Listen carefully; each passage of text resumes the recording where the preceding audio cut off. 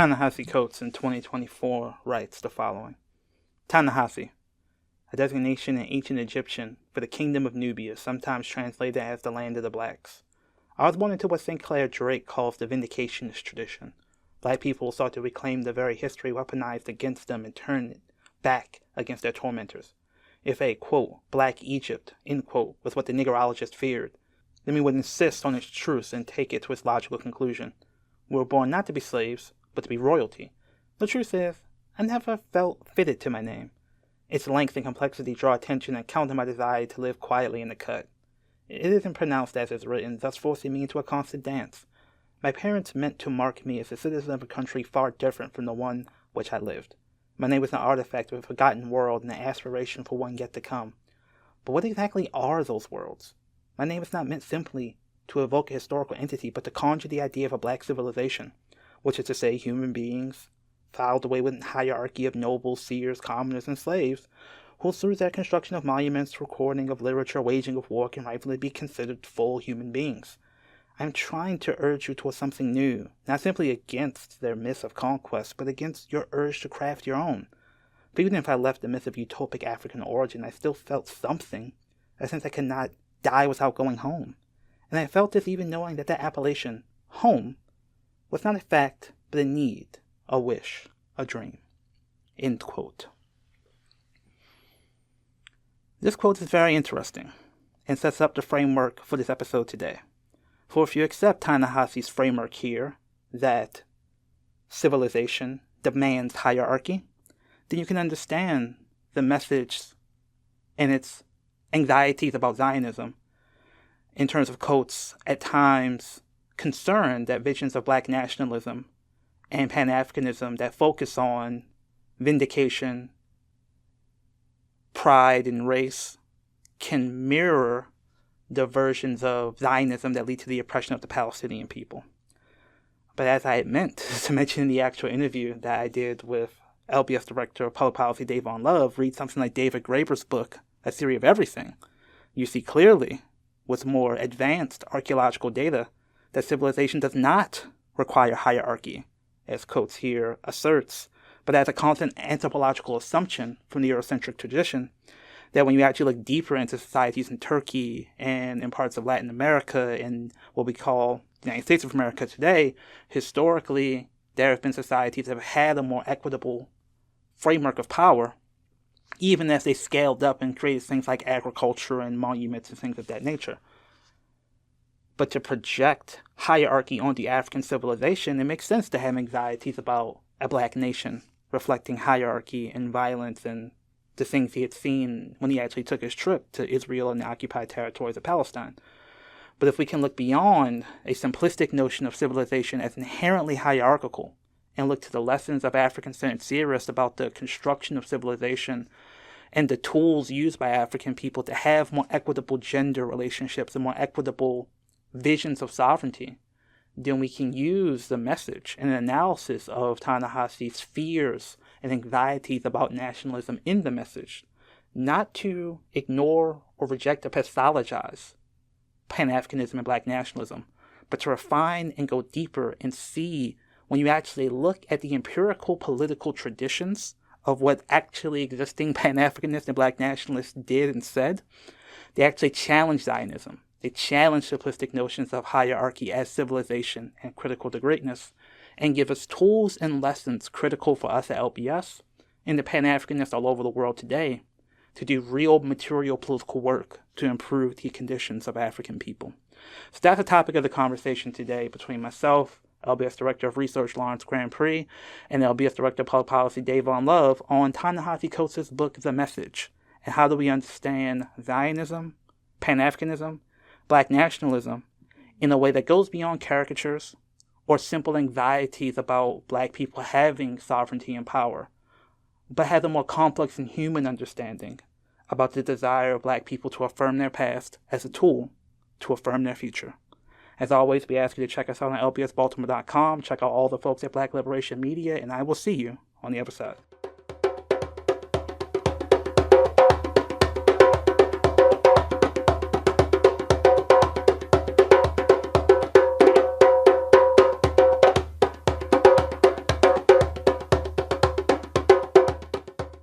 Family, this is Dayvon Love, Director of Public Policy and Leaders of a Beautiful Struggle. I'm here with my friend, colleague, brother, Director of Research and Leaders of a Beautiful Struggle, Lawrence Grandpre.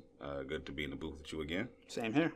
So we're going to talk about Ta-Nehisi Coats' new book, The Message, or his latest book, The Message, and focus on specific aspects of it. I've read pieces of it. Lawrence, you've read the entire book. I've read pieces of it.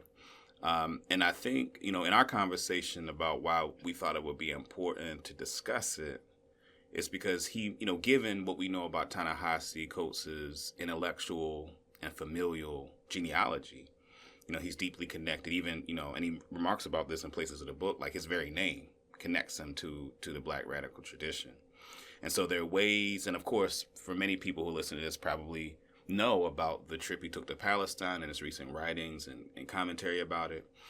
And so the way that he connects the struggle for liberation for Black people and the struggle for Palestinians against Zionism in the occupied territories is something that I think both of us thought would be interesting to explore, particularly from our perspective as folks who are very publicly and avowedly revolutionary, Pan-African, Black nationalists, right? And imagine that we would have a perspective on his analysis that might be different than some of what you might find in the broader political discourse.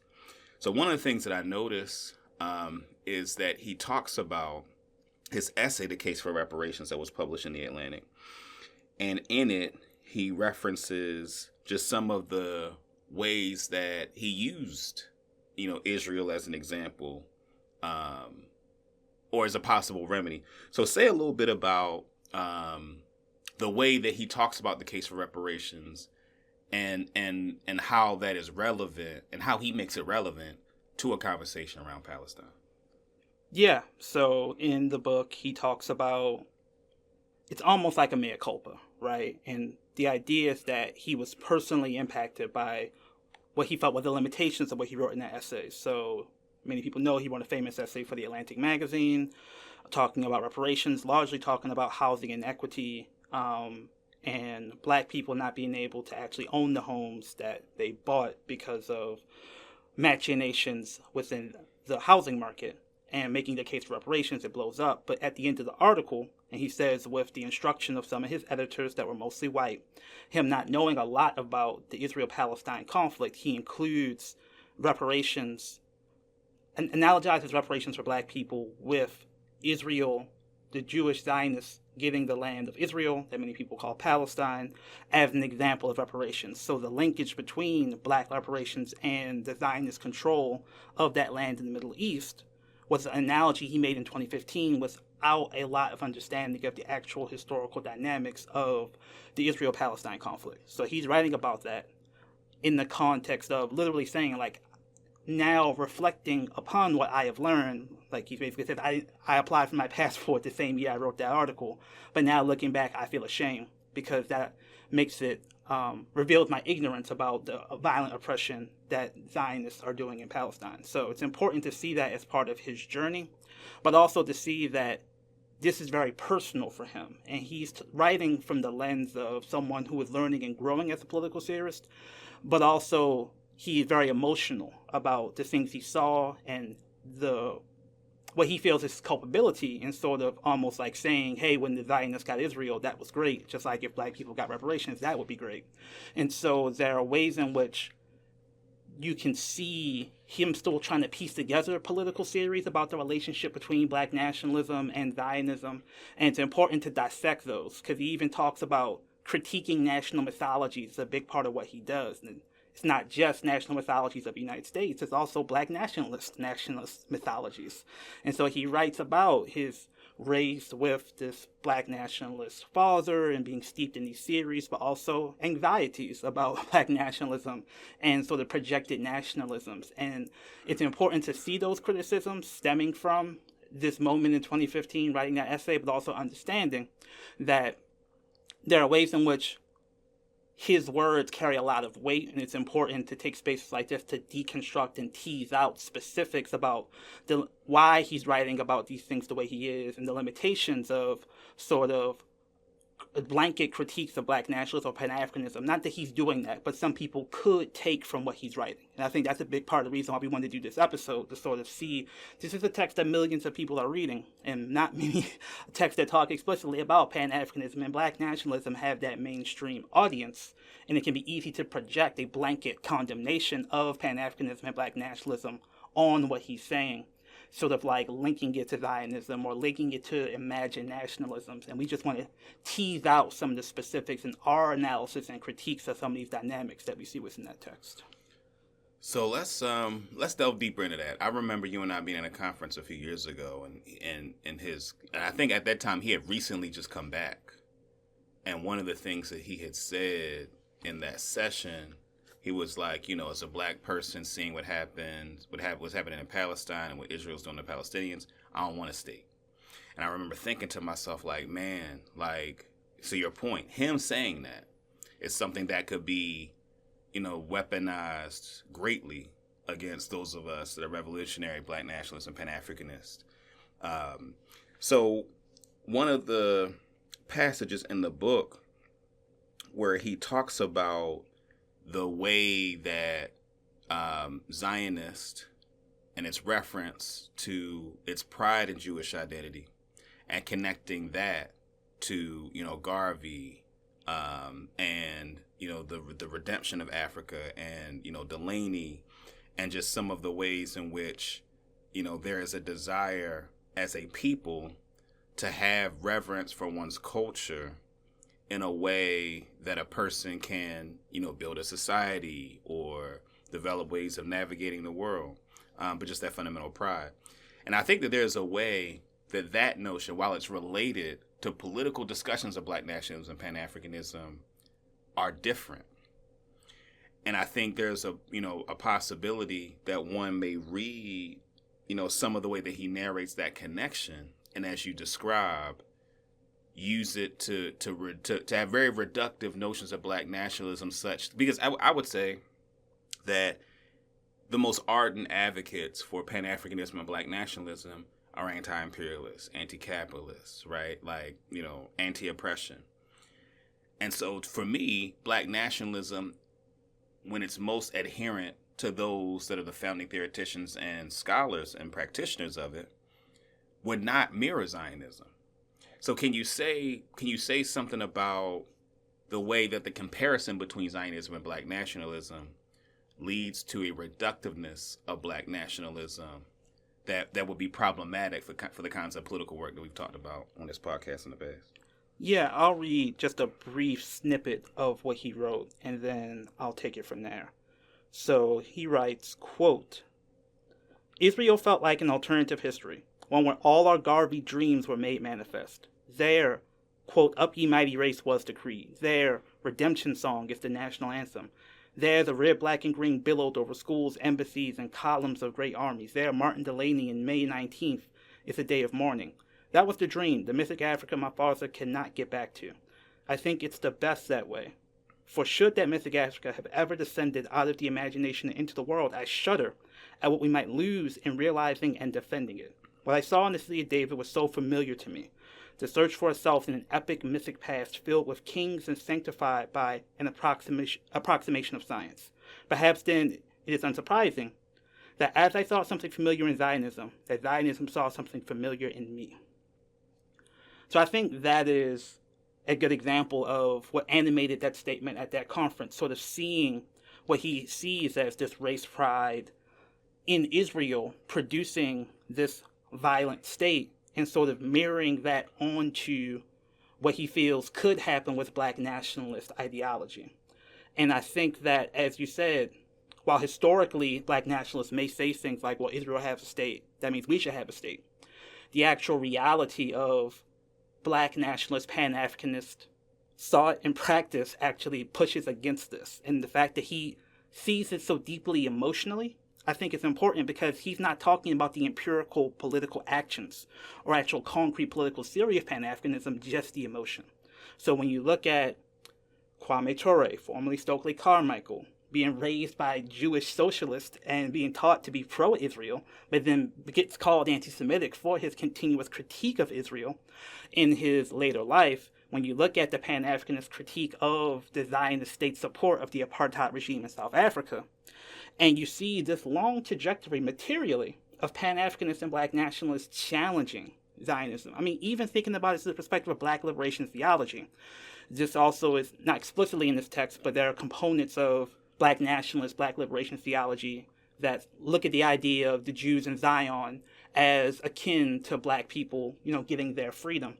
But kind of obviously, like many of those Black liberation theologists see the oppression of the Jews and link that to the oppression of the Palestinians and Black people, and see the Palestinians getting that land back as the actual fulfillment of the liberation theology's true vision of Zion. So there are all these ways in which I think that there is a projection of Eurocentric notions of violent sovereignty, Eurocentric notions of nation states as inherently exclusive, as opposed to African nations, according to Chikante Diop, as being xenophilic and having alternative notions of sovereignty that do not operate in this violent, competitive, destructive way. But emotionally, he talks about experiencing violence in Baltimore. He talks about how traumatic it is to see a world that seems to be so filled with violence. He sees it everywhere, and he sees it within Pan-Africanism and Black nationalism in a way that the most highly publicized, emotionally charged versions of Black nationalism and Pan-Africanism may at times mirror effectively. But in terms of the actual reality, empiricism, and theoretical analysis of those ideologies, the complexity is deep. And again, this is pro-Zionist, violent, oppressive Black nationalism, Pan-Africanism is not the dominant strain historically, which is why it's so important to tease this out, because if he's putting this in this book that millions of people are reading, then that mythology can kind of take hold even deeper within an academy and publishing world that does seem to be anti-Pan-African and anti-Black nationalist. So just to follow up on that, so I want to make sure I'm clear that a part of what you're saying is that Coates in this text is not given a rigorous analysis of the political theory of Black nationalism and Pan-Africanism. You're saying that he's really reflecting on just his experience, his feelings about the nature of violence of the world, and some of the pitfalls that he would imagine Black nationalism will fall into if it follows in the footsteps of Zionism. So if I'm understanding that correctly, then can you say a little more about then what is the harm politically that could be caused by a person who would take Coates' analysis as political theory about Black nationalism? Like, what is the harm of someone taking it differently than how you just described it? I think the harm is losing access to a bevy of political concepts, political histories, political strategies that have been used to materially improve conditions for African people around the world, and sort of relegating them to a zone of unsought, because the idea is that if we go down that road, what we get is tyranny, what we get is a replication of Zionism. So, just sticking with Kwame Ture, Black United Fronts, All African People's Socialist Party, all these different political formations, the Black community control movements and the institutions that were built, oftentimes explicitly inspired by notions of Black self-determination, Pan-Africanism, and Black nationalism, those are not studied in many parts of the academy. We talk about it all the time. Some of those texts are really hard to find, and we have to excavate them because they've not been available to even study as political theories to improve conditions. And when you have Coates, who was a very good writer, processing these ideas through the perspective of his personal, emotional history and feelings about them, people then take those feelings and the anxiety he has about the inability to actually ever go back to Africa, the inability to fully have a mythical, pharaonic system manifested in the world, as if these ideas are politically immature, as if these ideas are not based in any sort of rigorous science or analysis of the African continent, and that replicates white liberal academic notions of Pan-Africanism as childish, juvenile, not worthy of serious study.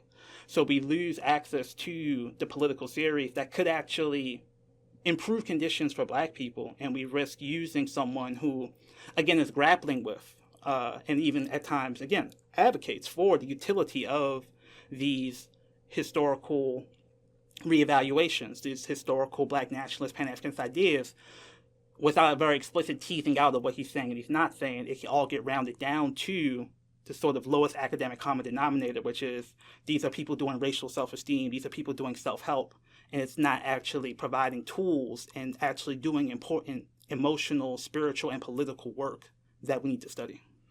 And I'm going to come in a second to where he talks about his name and his reflection on, the African past. One additional thing I want to add, and if you want to say something in addition to this, you should.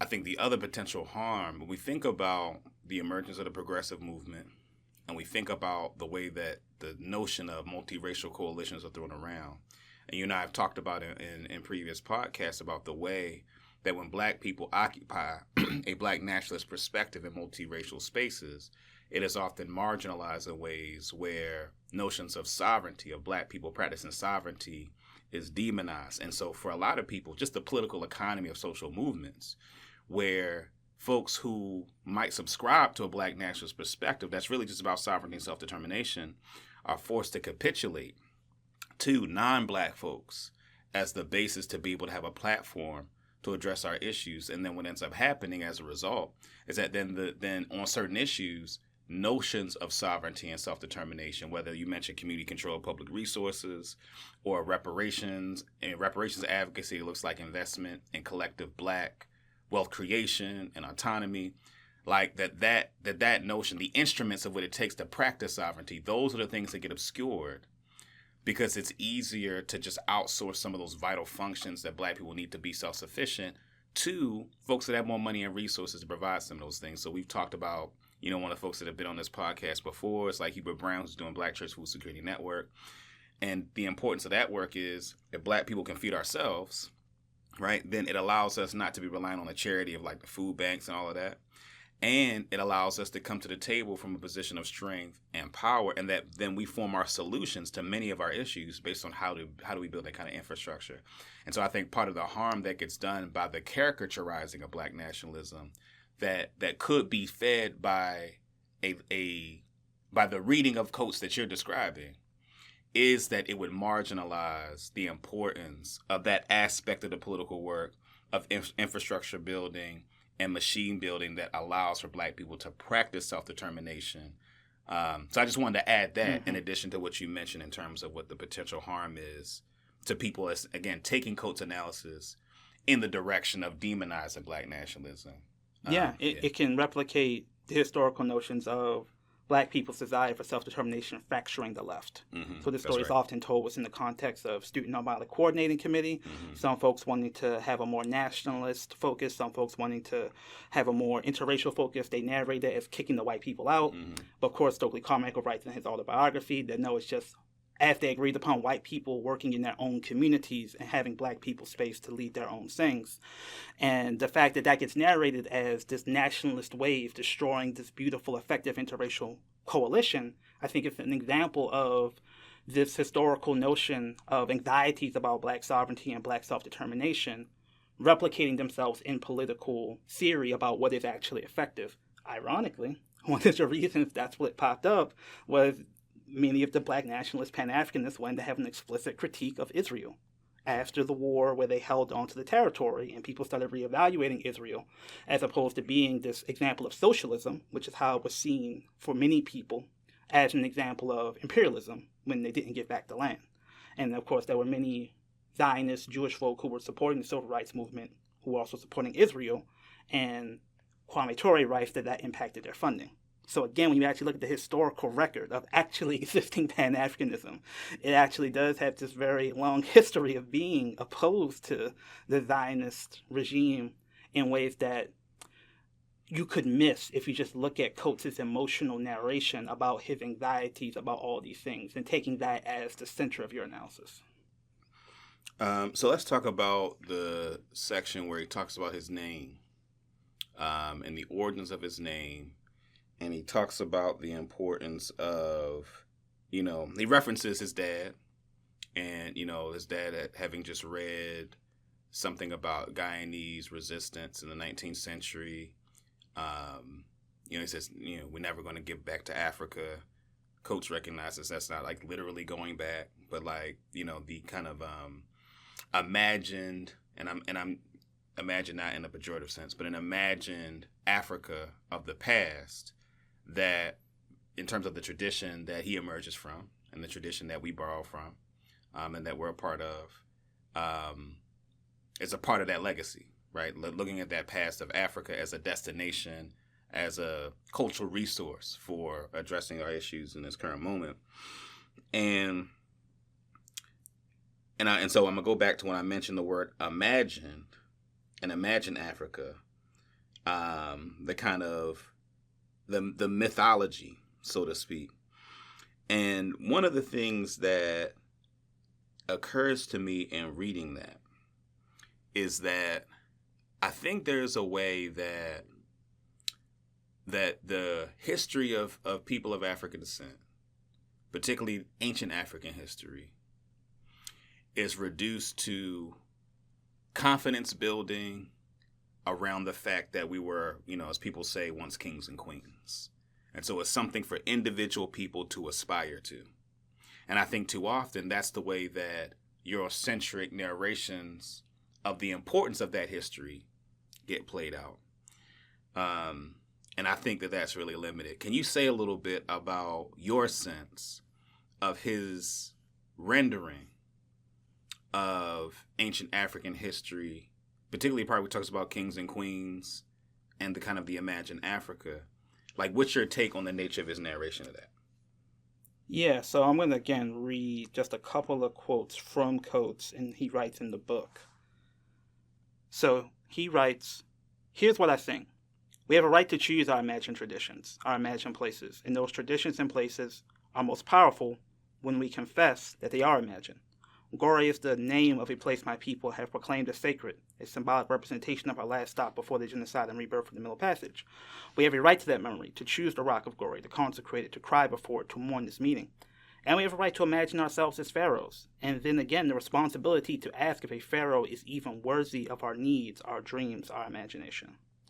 So Gore is a site that is one of the many sites in Africa that has a door of no return, sort of the notion of black folks, Africans being brought through that space to the slave ships and put into the Middle Passage.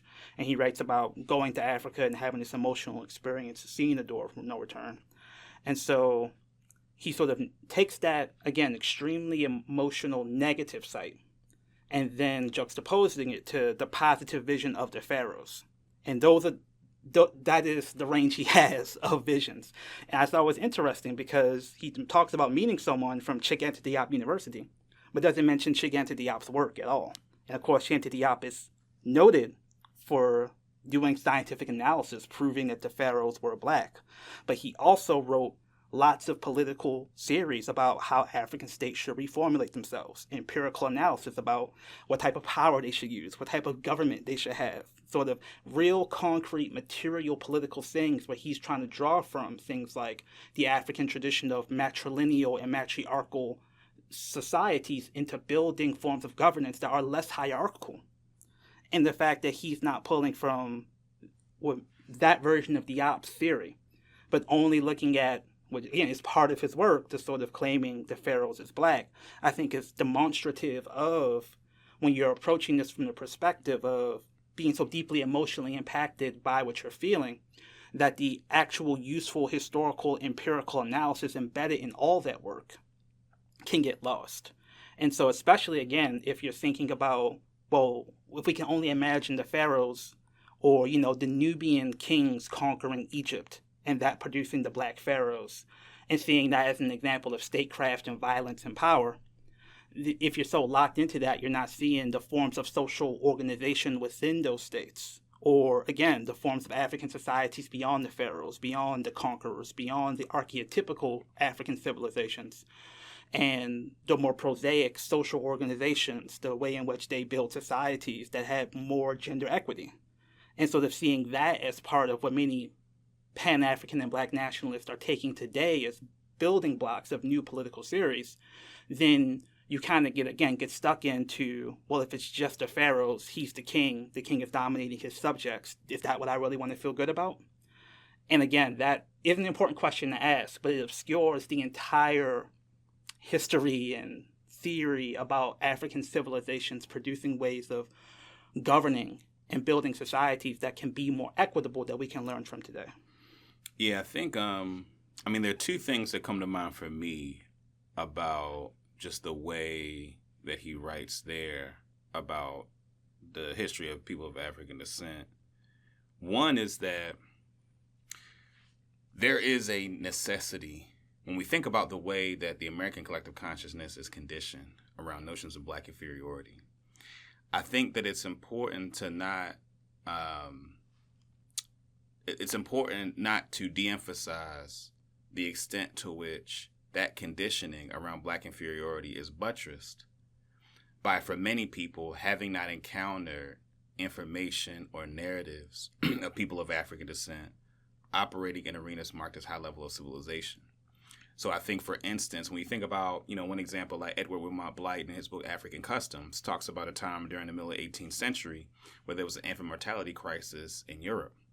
And so they go to societies in West Africa, the Ashanti, the Bantu, to learn their maternal health practices to avert a maternal health crisis as they were dealing with. And so part of the question becomes, well, what is the method of maternal health that West African cultures were using that served as bodies of knowledge and practice for people of European descent to incorporate in their own practices? So like one small, simple example of what that looked like, for instance, and small in terms of it's simple, but it makes a big difference, is that in West African cultures, their knowledge of the kind of medical, physiological, and emotional needs of a mother who is giving birth, that knowledge is required to exist within the family and not be reliant on an institution outside of it in terms of having that knowledge. In fact, in Blyton, when he's quoting the analysis of this, he refers to the word sphincters, right? So essentially these birthing nurses from these very sterile medical institutions that, from the estimation of those African cultures, was an ineffective method in terms of dealing with communities and families in terms of maternal health. And again, their solution was you have that expertise exist within the family as a part of the intergenerational transfer of knowledge. So just like we kind of naturally intergenerationally transfer, how you do sports, or for Black women, like how they do their hair, or, all these different things, that was one of those things that would be embedded in it. So I'm using it as an example to say that learning ancient African history, part of what we need to understand is and this actually leads into the second thing I was going to say, which is there are things to learn, right? Like bodies of knowledge for us to use to address human endeavor, right? Such that we can more effectively improve the quality of life of people. And so I think there's a way, and I know that there are some people that I think focus on the kings and queens and pharaohs thing. So I think Coates is responding, to an existing narrative that there are some folks that put out where it's like we're descendants of kings and queens, and that's the limits to their analysis. And so I think he's right in terms of providing a perspective on that. But I think it's important that as we think about the why information and understanding of ancient Africa is important, is again, one, to disabuse ourselves of notions of Black inferiority that are buttressed by a lack of knowledge about how we've engaged in high levels of civilization, and two, being able to extract bodies of knowledge that can help us in human endeavor. Yeah, in previous books, he writes about basically feeling like he got schooled on Howard's campus when he was, in his words, talking about ice people and sun people in ways that people exposed to him he felt was not rigorous.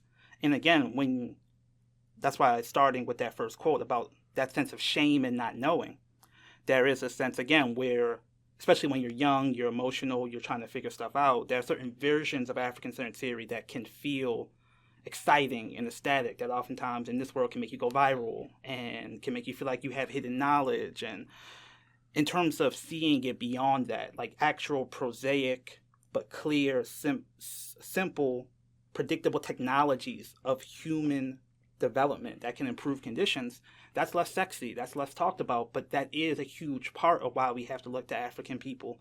I think about it through understanding notions of health and public health and medical systems, the sort of magical spiritual notions of disease. Eurocentric science is just catching up to that with things like ACEs and trauma-informed care, things that African traditional healers have been talking about for literally centuries.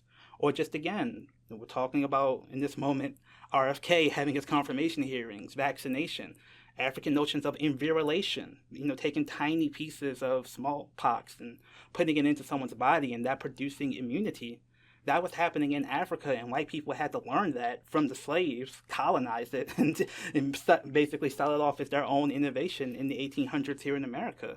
And so again, but that very notion of that the disease can be part of the cure is part of I believe, an African diunital conception of the world, which is important to see was part of why they conceptualized those public health methodologies that way.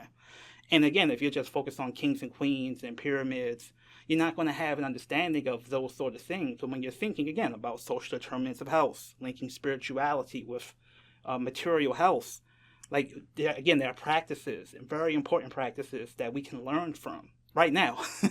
And people are doing, going to Haiti, going to Afro-Colombian, Afro-Brazilian communities, and sort of seeing that as a trajectory of the sort of Pan-Africanist, Black nationalist cultural tradition. I think it's important to go beyond the sort of simple notion of it's all about imagined past, imagined great societies that in his mind are hierarchical. So to wrap up, let me and to put a finer point on what you just said, because I think what some people think when they hear what you and I have been saying about this. In fact, I remember having a conversation with a person in elected office recently, where we were talking about Zionism and all of that, and I mentioned that when you look at the history of Europeans over the past 500 years. And the level of violence. And then you look at some ancient African and indigenous civilizations, you see that it isn't near the level of violence in those societies as there are in European societies. And the response that I got was, well, Dayvon, there was violence in African societies too. And part of what I said back was, I'm not saying that there was not or there weren't imperfections. But if we just look objectively at the history, European in the past, 400 or 500 years had some of the greatest or most tragic and intense, extreme practices of violence that we've seen in the history of humanity. So can you say something about that? Because I think that's something that people, they take from it. Like, oh, you're just saying because it's African is good, right? And because it's European is bad, and that we're romanticizing Africa. There's some people who may do that. But I think what we provided is an analysis that does not lead into that romanticization. Can you speak a little bit on that? Yeah, and it's important not to homogenize Africa. There's more human diversity genetically within Africa than many other parts of the world. There's obviously a long history because humanity was born there. And you have a history of conflicts. But you do have a history of powerful states that really could have gone on, massive campaigns of domination and their skirmishes and their wars, but you don't have the consistency of genocidal domination. You don't have the consistency of the historical advances in science being used to produce these sort of violent, massive civilizational regional-wide attacks in Africa as you do in other parts of the world. I mean, again, it's hard because much of what's happening is anthropologists projecting Eurocentric notions of hegemonic competition and Eurocentric notions of sovereignty, meaning domination, onto Africa in many ways to justify European imperialism as inevitable because, look, everybody fights, right? But when you look at, again, just a clear example is slavery. Yes, there was slavery in Africa, but it was nowhere near the nature of pure dehumanization chattel slavery. So much so that when people, Africans sold each other into slavery, these are people of other tribes and other ethnic groups, but they cannot conceptualize when they were, quote unquote, selling other people into slavery, that the slavery they were experiencing was so different than what they had done on the continent. where you could have a degree of buying your freedom. You could have a degree of basically being an indentured servant. And what was happening with the Middle Passage and in the Americas was so different than anything that has historically existed with any scale in Africa. And this is very consistently talked about from historian to historian. And again, people buying their freedom, people reintegrating into different communities. Again, basically being a POW, prisoner of war situation, as opposed to a chattel system of civilizational development, as it was not just in the United States, but also in ancient Rome. And so again, actually having a historical analysis that is somewhat objective and saying people, civilizations are different. And that's not to say that Africa has a monopoly on being, less violent. You could look at, the Chinese treasure ships. With that level of technology, China could have conquered the world, but they didn't. And part of that is, Confucianism and having a much more China-centric vision of the world as opposed to global domination.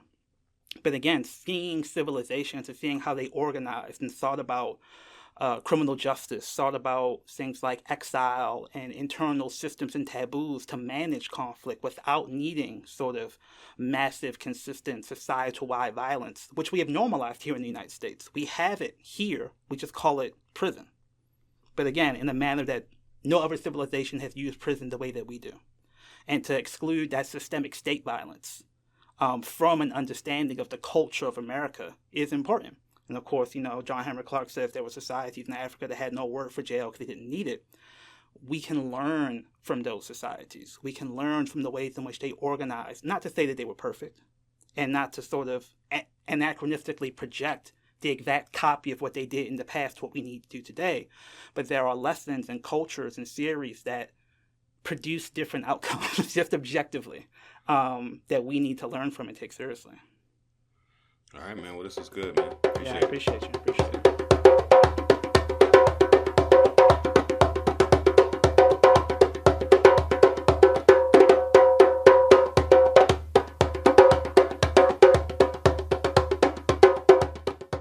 I hope you enjoyed that conversation between myself, Lawrence Grandpre, and LBS Director of Public Policy, Dayvon Love, on Ta-Nehisi Coats' book, The Message.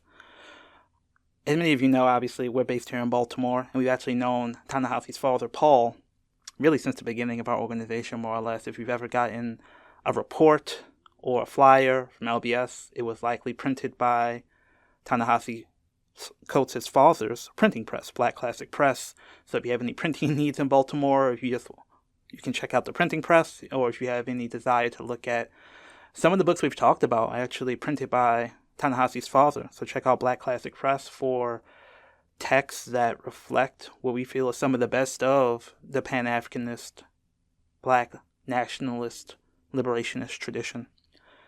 And we seek to use that tradition and those lessons we glean from those texts in real-world political advocacy. As we mentioned here today, many of the anxieties around Africa, Black people, Zionism have real-world political implications. We're here in Baltimore.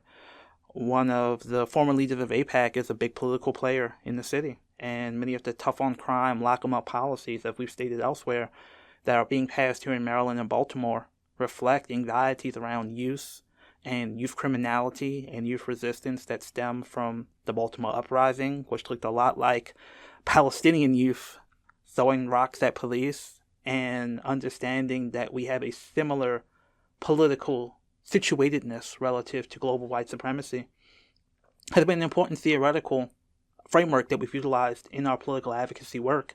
And again, that political advocacy work is funded by the grassroots monthly investments made by folks in our base into Leads a Beautiful Struggle by our sustainers. So go to lbsbaltimore.com/sustain for as little as $10 a month or more if you're able to. That allows us to invest in not just the podcast you hear today, but forms of political advocacy that can reflect an uncompromising questioning and historical analysis of Zionism and white supremacy in a way that's not designed to shame or to caricature or to use tropes, but to have real empirical analysis of the connections between global white supremacy and the conditions Black people are facing here in America, which is not always easily fundable in the nonprofit world, and in our current political environment is continuing to be under attack. So if you're seeking uncompromised analysis, but not just uncompromised analysis, uncompromised political advocacy.